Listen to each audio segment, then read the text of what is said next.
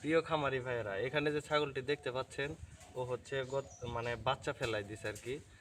পরিপূর্ণ সময় হওয়ার আগেই বাচ্চাটা পড়ে যায় আর কি, যেটা অ্যাবর্শন বলে থাকি। 4 মাস হয়েছে। 4 মাস হওয়ার পর যাই হোক, বাচ্চা পরবর্তীতে যে গর্ভফুল বের হয় সেটা একদম রিমুভ হয় নাই, ক্লিয়ার হয়ে বের হয় নাই।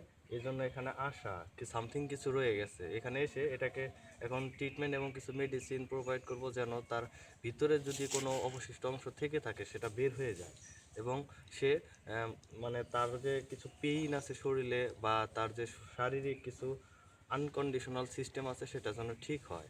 আপনারা যারা বাসা বাড়িতে ছাগল লালন পালন করেন এবং প্রেগনেন্ট পরবর্তীতে যদি এরকম সমস্যা হয় অবশ্যই যোগাযোগ করবেন এবং মেডিসিন খাওয়াবেন বা চিকিৎসা লাগলে চিকিৎসা দেবেন এবং যে কোনো সমস্যায় আমার সাথে যোগাযোগ করবেন বা একজন ভেটেরিনারি ডাক্তারের সাথে যোগাযোগ করবেন। এখন এটাকে চিকিৎসা দেবো, আপনারা দেখতে থাকেন, অবশ্যই যোগাযোগ করবেন। ধন্যবাদ।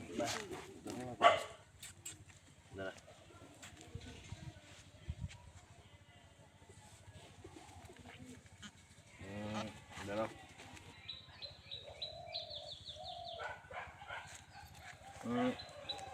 দাঁড়াও।